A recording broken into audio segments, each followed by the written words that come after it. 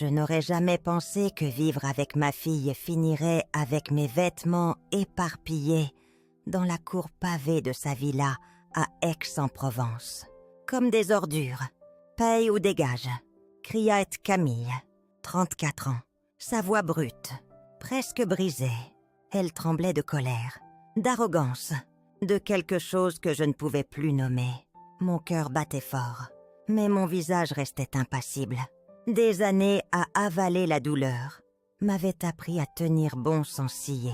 Je ne parlais pas, que dire. Elle voulait encore 5 000 €, cette fois pour un sac Chanel qu'Émilie, 16 ans, méritait pour son anniversaire. Une marque de luxe coûtant plus que ce que je dépensais pour moi en un an. J'avais refusé calmement, comme j'avais refusé les innombrables manipulations subtiles avant. Mais cette fois, quelque chose en elle craquait. Toute la douceur, les faux sourires, les culpabilisations soigneuses. Tout s'effaçait pour révéler ce venin. Émilie, ma petite fille, se tenait derrière, bras croisés, l'air gêné, mais silencieuse. Elle s'était habituée à voir sa mère m'utiliser ainsi. Peut-être pensait-elle que je le méritais. Mon estomac se nouait. Pas de peur, de clarté. Les voisins regardaient depuis leur balcon. Certains murmuraient. Quelques-uns sortaient de leur téléphone, filmant. Bien sûr, je croisais le regard de Madame Claire Martin, 60 ans. De l'autre côté de la rue, elle semblait horrifiée, mais n'osait pas s'approcher. Personne ne le faisait. Les crises de Camille étaient devenues un spectacle de quartier récemment. Les mains de Camille tremblaient. En pointant vers moi, « Tu vis sous mon toit. Tu veux te rester? Alors paye. Tu penses pouvoir rester ici gratuitement. Ce n'est pas une œuvre de charité. Maman, une seconde. » Je voyais une lueur derrière sa rage. Pur désespoir. Mais ça passait vite, remplacé par cette suffisance écœurante qu'elle arborait. Quand elle pensait avoir le dessus, j'avais vendu mon cottage à Lourmarin il y a à peine 6 mois. Mon petit cottage tranquille, pour aider Camille à acheter cette villa. Elle peinait, disait-elle. Le veuvage avait été dur, disait-elle. Aide-moi juste à me remettre sur pied. Maman, avait-elle supplié, larmes brillantes, en serrant mes mains à la table de clôture. Alors j'avais fait ce que font les mères. J'avais aidé. Maintenant la villa était à elle, légalement. Elle avait insisté pour la mettre uniquement à son nom pour simplifier l'hypothèque, sottement. J'avais accepté. Ça semblait inoffensif à l'époque. Camille donnait un coup de pied dans un de mes sacs. « Va dans un de tes hôtels chics. Si tu ne veux pas contribuer, tu as de l'argent. Ne fais pas comme si tu n'en avais pas. Si tu es si têtu, prends tes affaires et va-t'en. » J'avalais la boule montant dans ma gorge. Mes paumes me démangeaient de se serrer en poing. Mais je ne lui donnerai pas ça. Pas ici. Pas comme ça. Pas devant les voisins, qui murmurent sur moi pendant des années. Je me penchais tranquillement, ramassant mon écharpe sur les pavés, la pliant soigneusement. Comme si j'étais chez moi, dans ma chambre. C'est qui je resterais. Calme, mesuré, stable. Car contrairement à Camille, je n'étais pas désespérée. Elle ne savait pas tout. Camille, disais-je doucement, ma voix tranchant net à travers la chaleur de sa fureur. Je t'ai donné cette vie-là. Parce que je croyais en toi. Mais je ne me laisserai pas faire chanter pour financer ta vanité. Ne fais pas comme si tu étais une victime, crachait-elle. Tu devrais être reconnaissante qu'on t'ait laissé vivre ici. C'était pour l'avenir d'Émilie. Pas pour que tu profites. Je redressai le dos. Je vois, murmurai-je. Le silence qui suivait était plus fort que n'importe quel cri. En soulevant doucement ma valise, je voyais l'expression de Camille vaciller. Juste un instant, une lueur de confusion que je ne suppliais pas. Ne pleurez pas, n'argumentez pas, juste partez. Cette nuit-là, après le coucher du soleil, les voisins tirant leurs rideaux, je revenais discrètement récupérer ce qui restait intact. Mes documents, mes bijoux, mes derniers bouts d'indépendance. Elle ne venait même pas à la porte. Je ne frappais pas. Je n'aurais pas supplié. Même si elle l'avait fait, l'hôtel Le Mas des Oliviers à Aix-en-Provence était déjà réservé. Une chambre simple, payée avec le compte que Camille ne connaissait pas. De l'argent que j'avais discrètement protégé pendant des années. Comme si une partie de moi savait toujours que ce jour viendrait. Le chauffeur de taxi ne posait pas de questions. Chargeait ma valise. Partait sous les faibles lumières de rue. En quittant cette villa surdimensionnée, je jetais un regard en arrière. Pas de chagrin, pas de peur. J'avais tout versé dans cette maison, dans la vie de Camille, dans leur confort. Et quand ça leur convenait, ils me jetaient dehors. Ils avaient pris ma maison, mais pas ma force. Maintenant, pour la première fois, je ne partais pas vide. Je partais lucide. Il y a seulement quelques mois, je pensais les sauver. Sauver Camille. Elle m'avait appelé un soir pluvieux. Sa voix douce, fragile au téléphone. « Maman, pouvons-nous parler ?» Je me souvenais assise à ma petite table de cuisine à Lourmarin, regardant la pluie glisser sur la fenêtre, pensant « Elle a enfin besoin de moi !» Elle parlait de factures s'accumulant, des frais de scolarité de l'école privée d'Émilie, de l'hypothèque qui l'étouffait, le veuvage, la parentalité seule. Toute l'avait usée. La maison laissée par son mari tombait en ruine. Et dans cette voix douce, familière, qu'elle utilisait petite, quand elle voulait quelque chose, elle disait « J'ai juste besoin d'un peu d'aide pour nous sortir de là. Maman, juste un peu pour Émilie. » C'était toujours pour Émilie. Je n'avais pas d'autres petits-enfants. Tout mon monde s'était plié dans leur vie. Après la mort de mon mari, il était plus facile de me verser en eux que d'affronter le vide m'attendant chaque soir. Alors j'avais pris la décision qu'une mère, convaincue d'être nécessaire, prendrait. J'avais vendu mon cottage à Lourmarin, mon petit cottage douillet, où j'avais passé ma retraite à jardiner, cuisiner, trouvant enfin un rythme de paix. Après une vie à travailler 2 emplois pour élever Camille seule, je l'avais vendue sans hésiter. Encaissé à l'équité, vider mes économies, donner presque chaque euro à Camille. Nous avions trouvé cette belle villa à Aix-en-Provence ensemble. Plus grand jardin pour Émilie, quartier prestigieux, école Magnan, école de première. Un nouveau départ, l'appelait Camille. Tu emménageras avec nous. Maman, tu n'auras à t'inquiéter de rien. Nous prendrons soin de toi. Enfin, comme tu l'as toujours fait pour nous. Ça semblait un cadeau, ça semblait de l'amour. Je me souvenais des premières semaines si vivement. Camille s'affairant dans la cuisine, Émilie parlant de l'école. Nous 3 dînant autour de l'immense table fermière que Camille insistait pour acheter. Je me laissais même croire un moment que j'avais ma place à nouveau. Mais les fissures commençaient petites. Colis arrivant quotidiennement, boîte infinie de chaussures, robes, sacs à main que je ne pouvais prononcer, rendez-vous au spa, professeur de yoga privé, dîners extravagants avec ses nouveaux amis, tous aussi égocentriques que j'étais devenue. Je ne disais rien, ce n'était pas ma place, me disais-je. J'étais juste heureuse de la voir sourire à nouveau. Et Émilie, douce, influençable Émilie, absorbait tout. Comme une éponge, elle commençait à exiger des marques de luxe pour ses anniversaires. Ses notes baissaient, tandis que ses caprices s'aiguisaient. La gentillesse que je voyais autrefois dans ses yeux s'émoussait.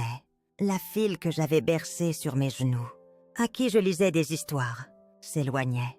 J'essayais de parler à Camille doucement une fois, après avoir remarqué les factures de cartes de crédit laissées ouvertes sur le comptoir. « Vas-tu bien, chérie? Peut-être devrions-nous ralentir un peu. » Sa réponse était vive, mais contrôlée, comme un discours répété. « Maman, tu t'inquiètes trop. Je sais ce que je fais. Nous méritons ça. Après tout ce qu'on a traversé, nous méritons un peu de luxe. » Non, le mot « nous » brûlait. Car « nous » signifiait-elle. Pourtant, Je restais, je cuisinais, pliais leur linge. Aïda Zemili avec ses devoirs. Quand elle me laissait, je souriais à travers la tension, me convainquant que garder la bouche fermée maintenait la paix. Mais je voyais tout, les dettes s'accumulant, les appels frénétiques de Camille derrière des portes closes, la tension sous ses sourires maquillés. La belle villa n'était pas la liberté. C'était une cage habillée de comptoirs en marbre, de coussins de design. Je n'étais plus de la famille. J'étais une assurance avec un cœur battant. Je ne savais juste pas jusqu'où ils iraient pour encaisser. C'était le sac à main qui arrachait enfin le masque. Camille me coinçait un soir dans la cuisine. L'air épais de l'odeur de ses huiles essentielles hors de prix. Une chose au lavandin qu'elle disait calmer l'énergie de la maison. Sa voix était douce au début, presque enfantine. La manipulation commence toujours douce. « Maman, l'anniversaire d'Émilie arrive. Une cape si spéciale. Elle rêve de ce sac Chanel depuis des années. » Je continuais à remuer ma tisane. « C'est 5 000 €, Camille. » Elle hochait la tête, comme si de rien. Exactement pourquoi elle le mérite. Elle a travaillé si dur, diplômée avec honneur. Tous des A.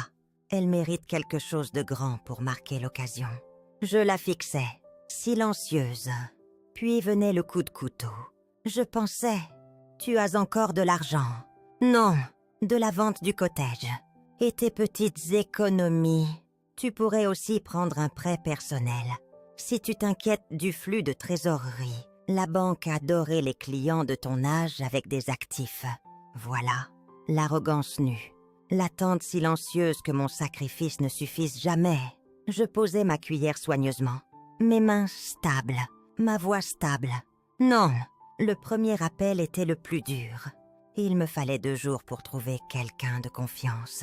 Je ne voulais pas un détective privé tape à l'œil avec un grand bureau. Une affiche sur l'autoroute. J'avais besoin de quelqu'un de discret, qui ne demanderait pas pourquoi, qui ferait juste le travail.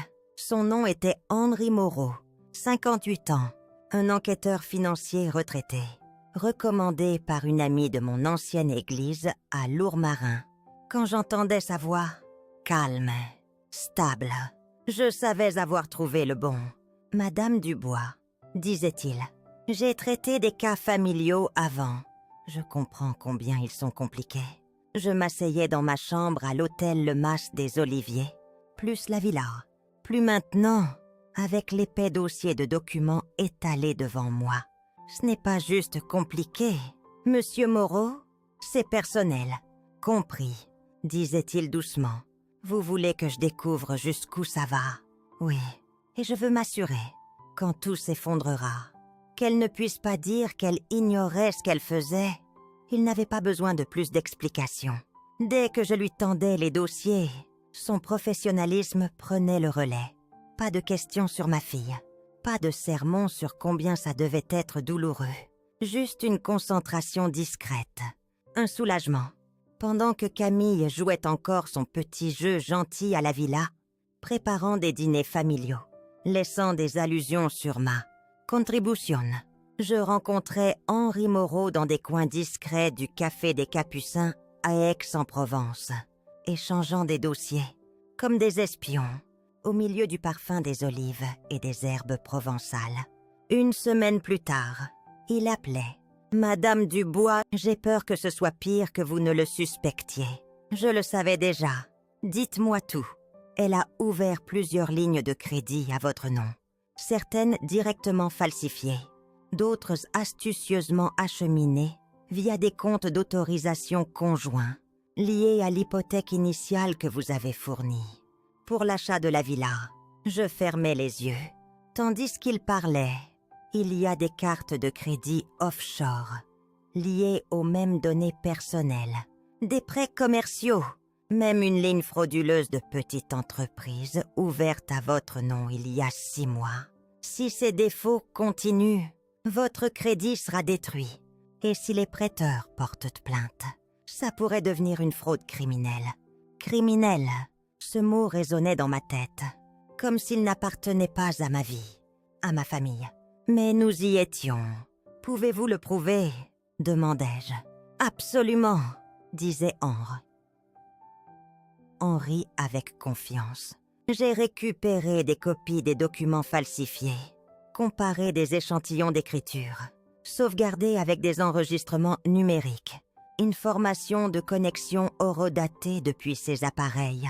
Si vous portez ça aux autorités, vous avez un dossier blindé. Ma gorge se serrait, en murmurant. Je ne voulais pas que ça en arrive là. Bien sûr que non, disait-il doucement. Mais vous avez déjà fait plus que la plupart.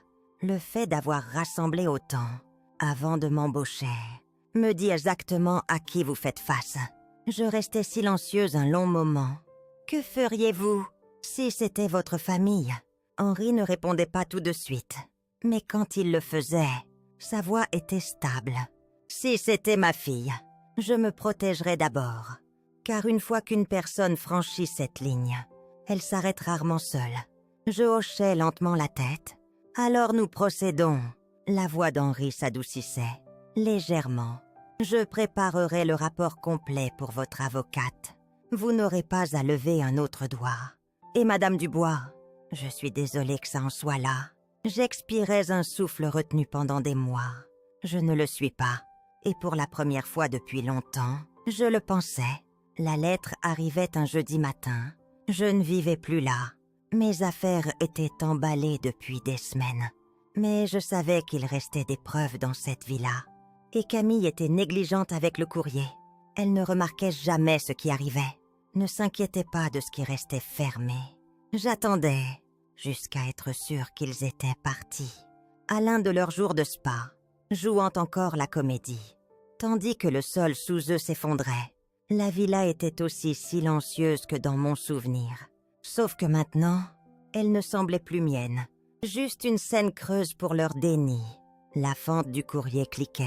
En entrant, une fine enveloppe blanche glissait sur le sol poli, comme si elle ne pesait rien. Mais en voyant l'adresse de retour, imprimée proprement dans le coin, Première Banque Continentale, avis final. Je savais. Je restais là un long moment, la tenante, sentant le poids presser ma poitrine. C'était pour ça que j'étais venue. J'ouvrais soigneusement l'enveloppe, dépliant les pages sur le même comptoir de cuisine, où tant de mensonges avaient été servis avec des dîners parfaitement dressés. Mes mains ne tremblaient pas. Demande finale de paiement. Défaut sur les soldes de prêt en cours garantie. Contre l'adresse de propriété 12. Avenue des Cyprès. Remboursement immédiat requis. 832 000 €. Procédure de saisie a commencé dans les 30 jours. Les mots reposaient lourdement sur le comptoir de marbre. Froid, définitif. Ce n'était pas un avertissement. C'était la fin. Je laissais les mots s'installer.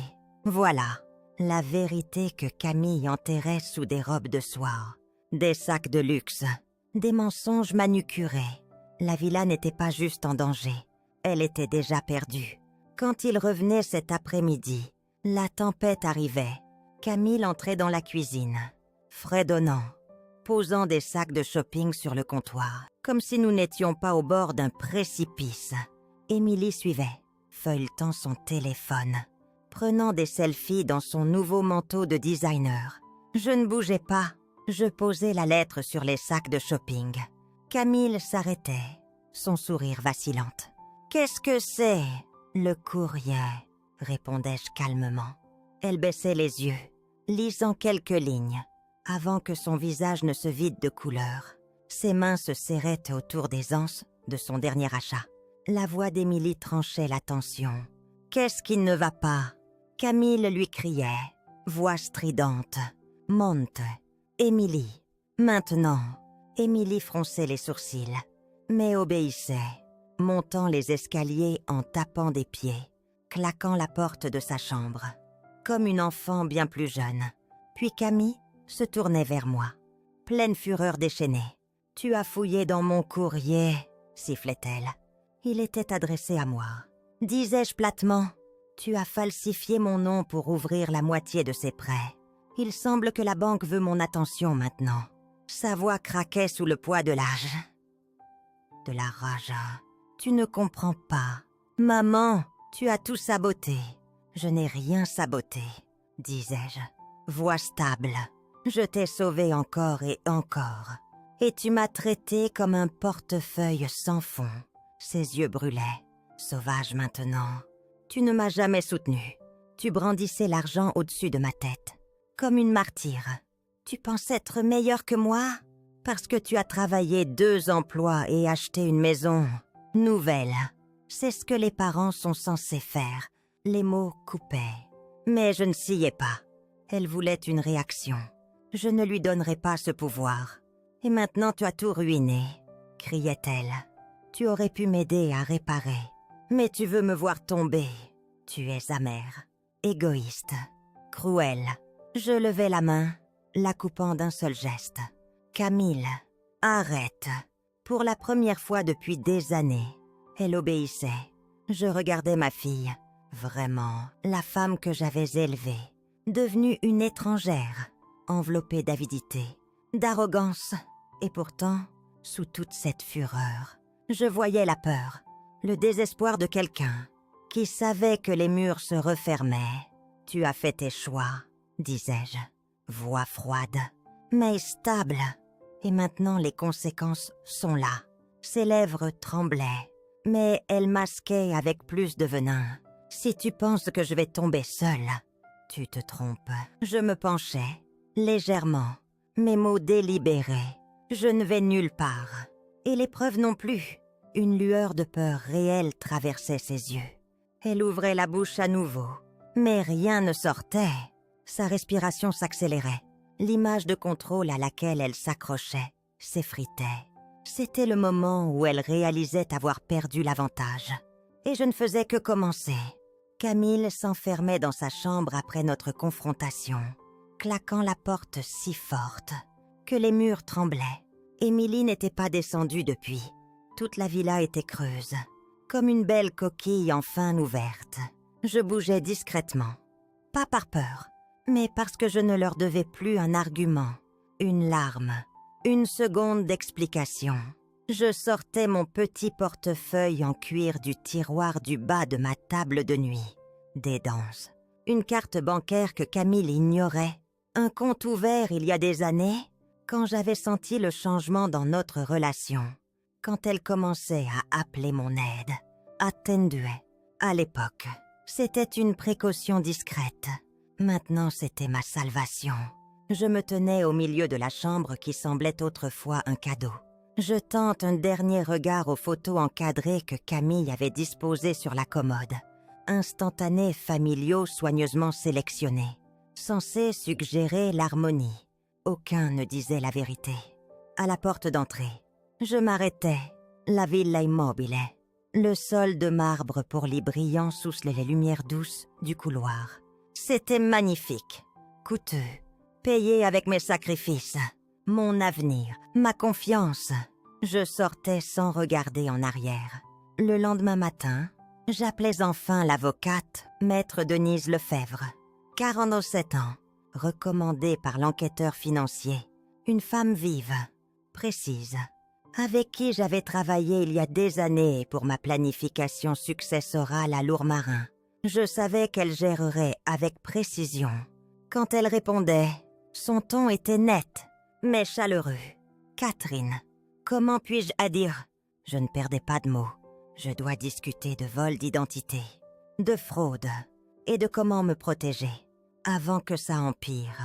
Une légère pause à l'autre bout. « Camille. »« Oui. » Une autre pause.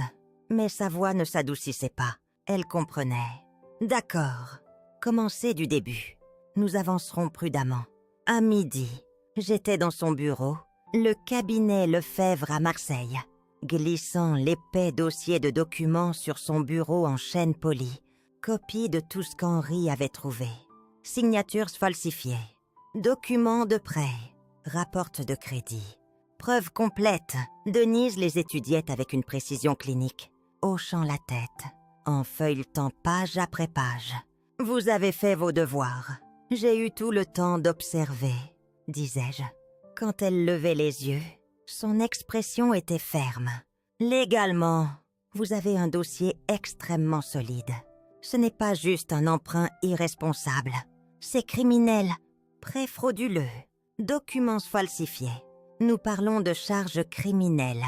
Si ça va jusque-là, j'avalais, entendant encore la voix de Camille de la veille.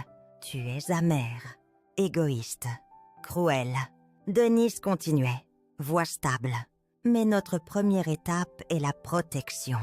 Nous alerterons les banques, gèlerons votre crédit, informerons les institutions financières de la fraude et je commencerai à rédiger des documents d'action civile immédiatement.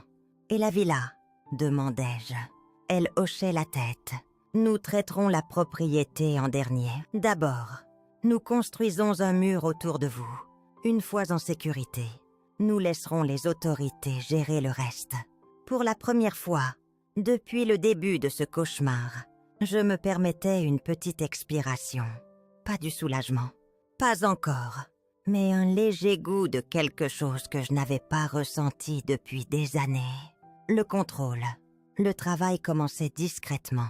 Denise ne perdait pas de temps. À la fin de cette première semaine, mon crédit était gelé dans tous les bureaux. Des alertes de fraude placées sur mon numéro de sécurité sociale. Les banques recevaient des avis formels, avec des copies des documents falsifiés. Mon identité était maintenant marquée dans tous les systèmes importants. Si Camille essayait d'ouvrir autre chose à mon nom, ça déclencherait des alarmes avant que l'encre ne sèche. Le processus légal commençait, lente, mais stable. Denise était prudente. Chaque lettre envoyée aux banques, aux prêteurs, aux agences de crédit était méticuleusement rédigée. Langage précis, preuve irréfutable. Pas de place pour la négociation, pas de place pour le déni. Je regardais son travail avec une admiration discrète. Elle était tout ce dont j'avais besoin. Calme, impitoyable, totalement insensible au poids personnel de tout ça. Pendant que Denise gérait les papiers, je restais invisible. Camille ne savait pas où j'étais. Elle appelait quelquefois cette première semaine, laissant des messages vocaux mielleux qui me donnaient des frissons. « Maman, rappelle-moi, s'il te plaît. Nous pouvons parler de ça. Ne laisse pas des étrangers se mettre entre nous. » Étrangers. C'est ainsi qu'elle appelait les enquêteurs, les avocats. Maintenant, comme si le problème venait de l'interférence des autres. Pas des années de mensonges qu'elle avait construites. À la deuxième semaine, les appels changeaient. Plus de ton doux, plus de fausses sollicitudes. Les messages devenaient plus froids, plus en colère. J'espère que tu es heureuse. Maman, la villa s'effondre. Parce que tu ne veux pas aider. Tu détruis ta propre famille.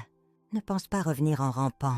Une fois que tu réaliseras à quel point tu es égoïste, je supprimais chaque message sans répondre. Chaque silence était une autre ligne tracée dans le sable.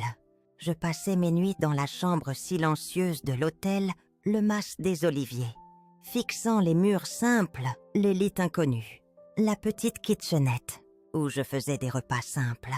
Et pourtant, dans cet espace fade, je me sentais plus légère que depuis des années. Pas de tension dans l'air, pas de marcher sur des œufs, pas de remettre mes mots en question. Juste le silence et la liberté. Je ne me battais pas juste pour mes finances. Je me battais pour ma dignité. Pour chaque fois que j'avais avalé l'humiliation, en me disant que je devais être reconnaissante. Pour chaque fois que j'avais donné de l'argent, sous l'illusion d'aider. Plus maintenant, Henri continuait de creuser chaque semaine. Ses rapports s'épaississaient, révélant des couches que j'ignorais. Société écran ouverte au nom de Camille. Ligne de crédit liée au fonds fiduciaire d'Émilie. Vidée il y a des années, tout en me souriant à travers les dîners. Denise restait concentrée. Elle savait que ce n'était pas juste ce que Camille avait pris. C'était protéger ce qui restait. Vous avez été remarquablement calme à travers tout ça, disait-elle un après-midi, levant les yeux d'un nouveau brouillon de documents légaux. Je souriais faiblement. J'ai appris il y a longtemps, être bruyante ne vous rend pas forte. » Elle hochait la tête, un respect discret dans les yeux. Le silence peut être mortellement efficace. Je croisais les mains proprement sur mes genoux. C'est le plan, car plus Camille devenait bruyante dans son désespoir, plus je devenais calme, et nous ne faisions que commencer. Ça me frappait un matin, assise seule dans cette kitchenette d'hôtel silencieuse. Combien de ma vie j'avais abandonné. Pendant des années, je m'étais convaincue que le sacrifice était de l'amour. Que donner, jusqu'à ce qu'il ne reste rien, était ce que faisait les Sabonnes. Mais voilà, je me disais que j'aidais Camille, sauvais Émilie, maintenais la famille unie. Je portais mon épuisement comme un badge, mais en regardant en arrière, je voyais clairement, ils ne m'aimaient pas, ils aimaient ce que je pouvais fournir. L'argent, la stabilité, la maison, les repas, le service discret, c'est ce qu'ils valorisaient. Pas ma présence, pas mes conseils, pas mes sacrifices, seulement ce que mes sacrifices achetaient. Et quand le puits s'asséchait, je devenais jetable. Je pensais à toutes les nuits assises en face de Camille, à cette grande table magnifique, elle sirotant un vin coûteux, moi calculant discrètement jusqu'où ma pension s'étendrait. Après avoir vidé mes économies pour elle, les centaines de fois où je mordais ma langue, pendant qu'elle riait de ses sacrifices laborieux pour impressionner ses amis, la manière dont Émilie absorbait cette même arrogance, me regardant comme un personnage secondaire dans leur spectacle, j'avais passé des années à attendre une gratitude qui ne viendrait jamais. La réalisation ne m'écrasait pas, comme je le pensais. Elle me libérait. Je n'étais plus en colère. Pas comme avant. La rage s'était consumée en quelque chose de beaucoup plus froid, de plus net. La résolution. Le moment où j'arrêtais de chercher leur approbation, je me sentais plus forte que depuis des années. Je n'étais plus là pour être aimée. J'étais là pour être respectée, aux craintes.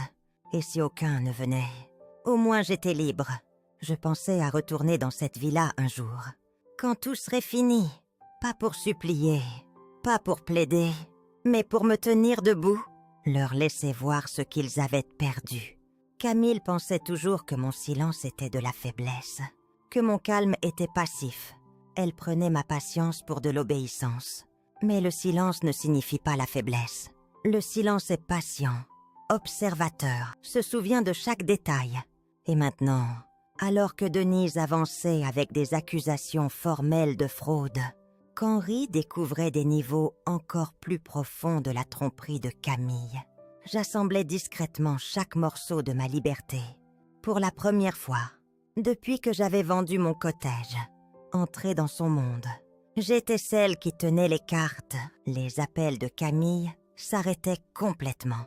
À la place, je recevais une lettre formelle de son avocate, une tentative à peine voilée de m'intimider pour reculer, prétendant que je mal comprenais les arrangements financiers, que je déformais les transactions familiales et que des poursuites seraient prises contre moi si je continuais à faire de fausses allégations.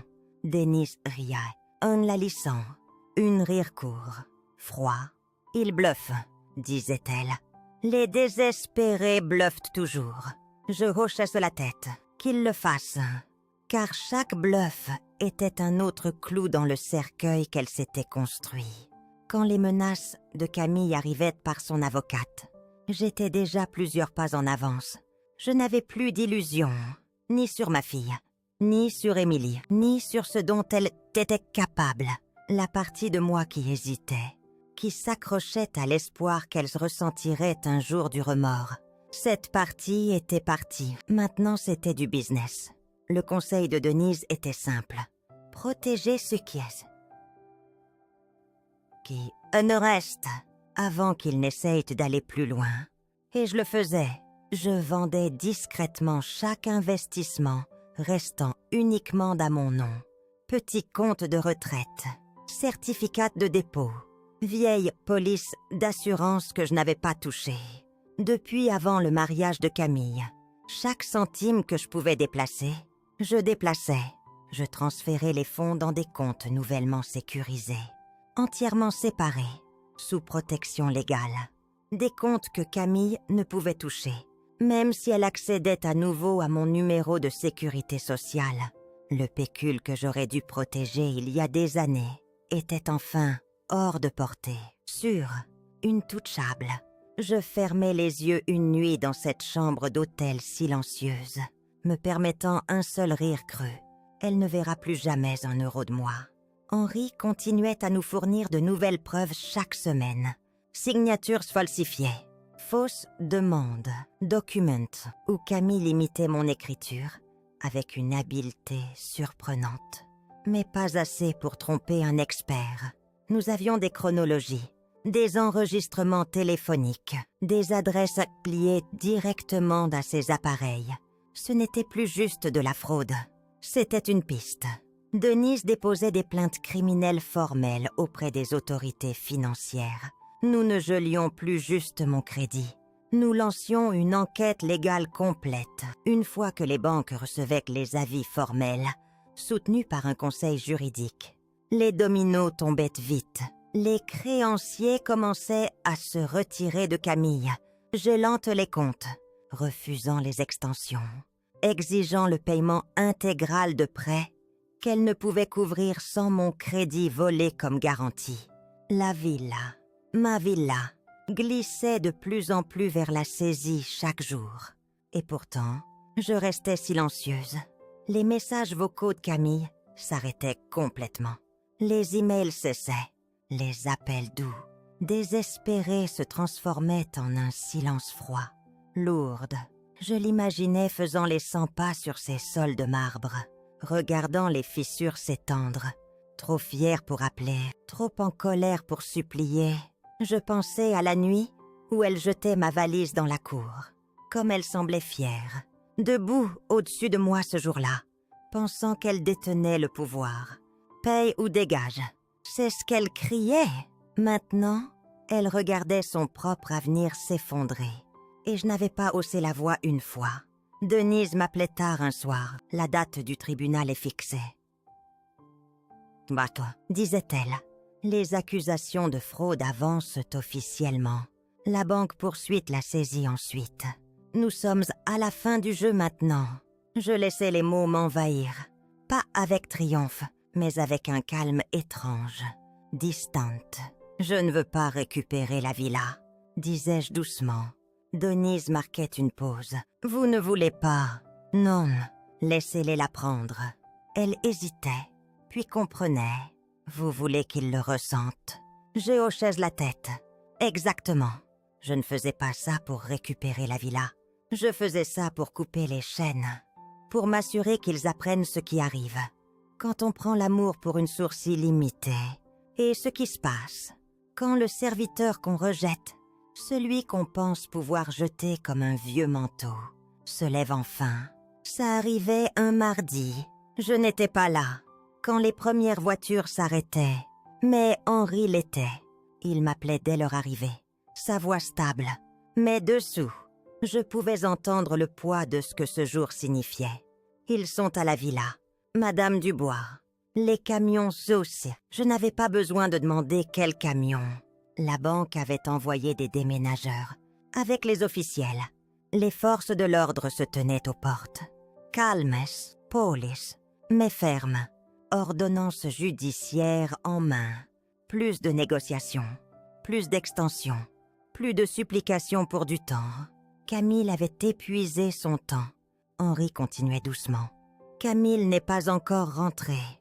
Les déménageurs commencent à inventorier tout à l'intérieur. Le département du shérif supervise. Je hochais la tête, bien qu'il ne puisse me voir. Restez. Jusqu'à son arrivée, disais-je. Je veux que vous voyiez sa réaction. Il n'hésitait pas. Bien sûr, des heures plus tard, juste avant le crépuscule, l'appel venait à nouveau. Elle est là. Je ne demandais pas de détails. Je murmurais seulement. « Dites-moi, moi !» Henri parlait doucement, comme narrant un film au ralenti. Elle est arrivée vite. On voyait qu'en apercevant les camions, elle réalisait que c'était réel. Elle s'est précipitée vers les officiels, agitant des papiers. Les ordonnances judiciaires étaient relues. Elle a essayé d'argumenter, fort d'abord, puis désespérée. Elle pleure maintenant. Je fermai les yeux. Et Émilie, demandai-je. La voix d'Henri changeait, plus triste. Elle se tient près de la voiture, figée, juste à regarder. Bien, pensai-je amèrement. Qu'elle voit ce qui arrive. Quand l'arrogance dévore tout. Et puis Henri disait doucement. Elle m'a vue. Elle sait pourquoi je suis là. Elle essaie que de crier que vous l'avez piégée, que vous l'avez trahie. Je laissai échapper un souffle. Je ne l'ai pas trahie. Elle s'est trahie elle-même. Henri marquait une longue pause. Elle s'est effondrée à genoux. Je pense que ça commence à s'installer. L'image jaillissait si vivement dans mon esprit. Je pouvais presque entendre les sanglots de Camille résonner sur cette allée coûteuse, creuse, la même allée, où elle se tenait au-dessus de moi, tandis que je me penchais pour ramasser ma valise. « Paye ou dégage !» Ces mots revenaient, comme un fantôme.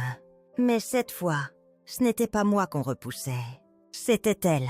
Je murmurais, presque à moi-même. « Laissez-les finir.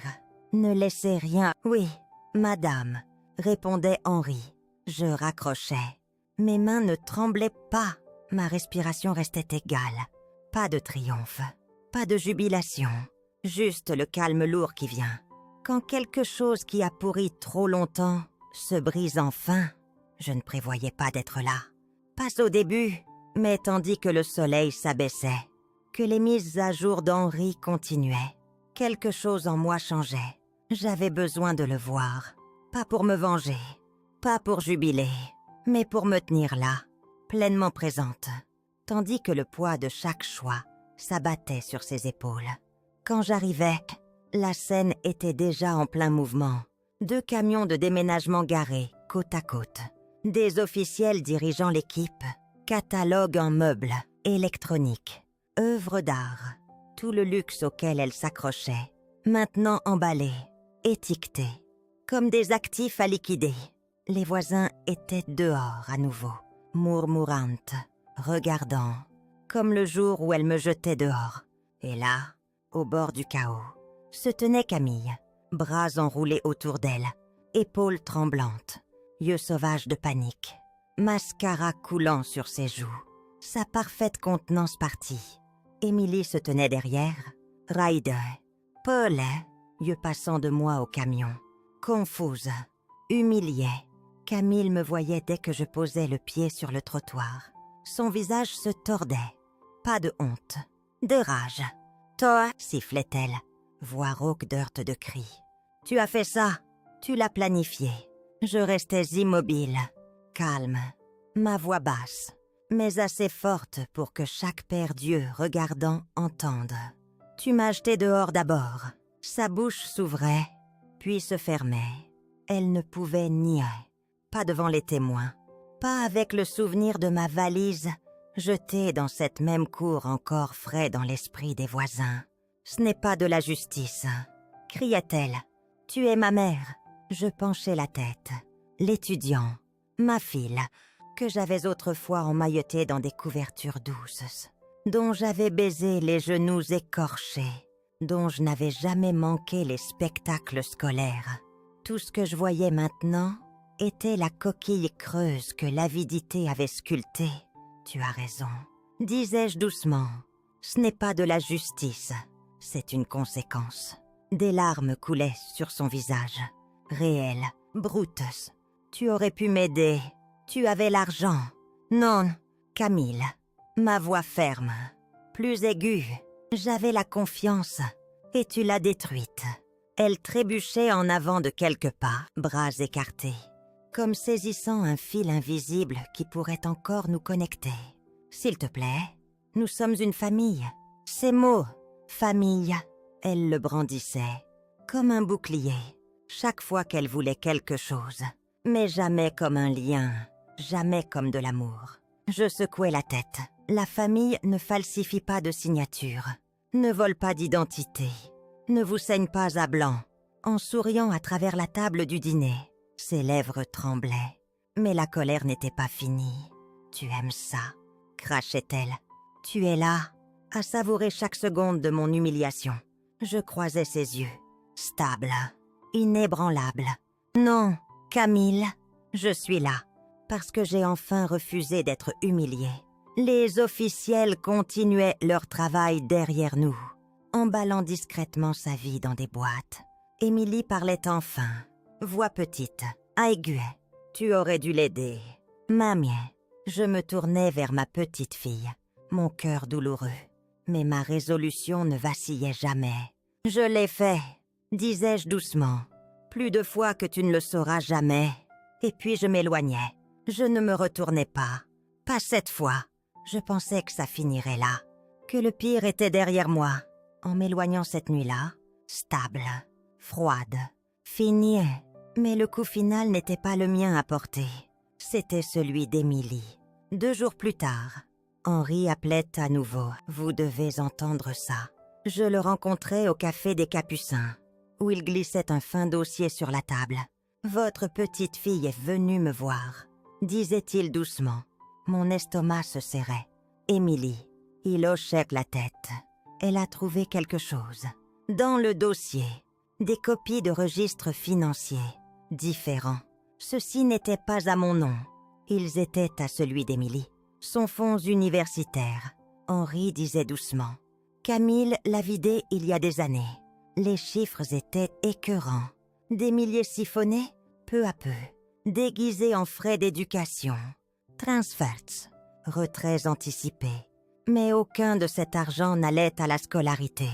Il partait dans les virées shopping de Camille, les voyages de luxe, les traitements spa, les investissements, en boutique.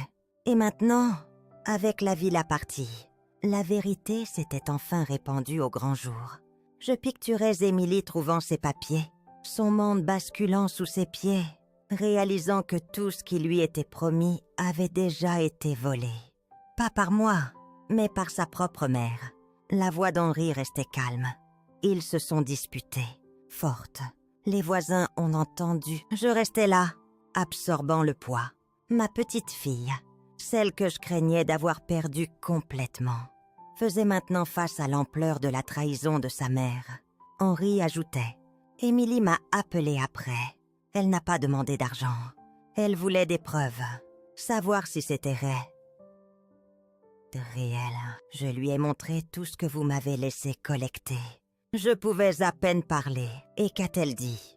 Henri hésitait. Elle a dit « Je pensais que mamie nous avait abandonnés.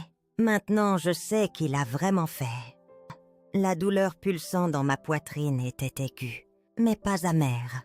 Pour la première fois depuis des années, j'entendais quelque chose dans la voix de ma petite fille que je n'avais pas entendu. Depuis qu'elle était petite sur mes genoux, de la clarté. Plus tard ce soir-là, je recevais un message d'Émilie directement. Le premier contact, depuis que tout s'était effondré. « Mamie, je veux te voir, seule, s'il te plaît. » Nous nous rencontrions dans un petit café, loin du quartier, où tout s'était écroulé. Elle semblait plus vieille maintenant, debout devant moi, mais plus petite, fragile. Sans maquillage, sans marque de luxe. Juste une veste simple, zippée fort, bras croisés sur la poitrine, comme pour se tenir ensemble.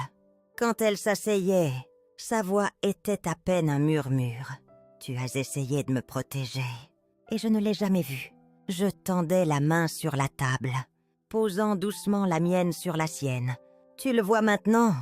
Des larmes perlaient dans ses yeux. Elle m'a menti. Elle a menti surtout. Je ne disais rien.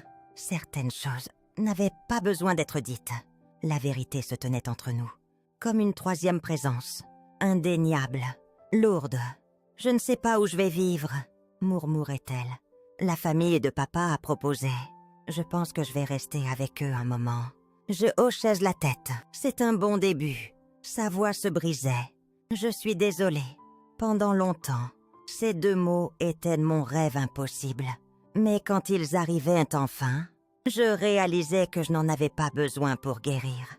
Ma paix n'attendait pas son excuse. Ma paix venait au moment où j'arrêtais de me laisser utiliser. Pourtant, je souriais, un vrai sourire cette fois, et serrais sa main.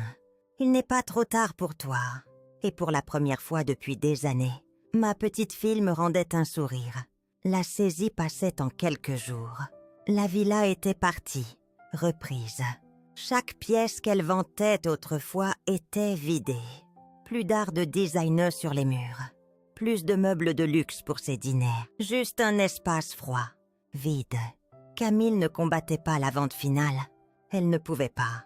Il ne restait rien pour se battre. Mais j'entendais ce qui s'était passé. Quand il venait lui remettre les documents finaux, Henri le décrivait doucement. Lors de notre rencontre plus tard cette semaine, elle s'est effondrée dans le vestibule. Il marquait une pause, secouant la tête, criante, cinglotante, puis riant hystériquement, comme incapable de décider si supplier ou craquer.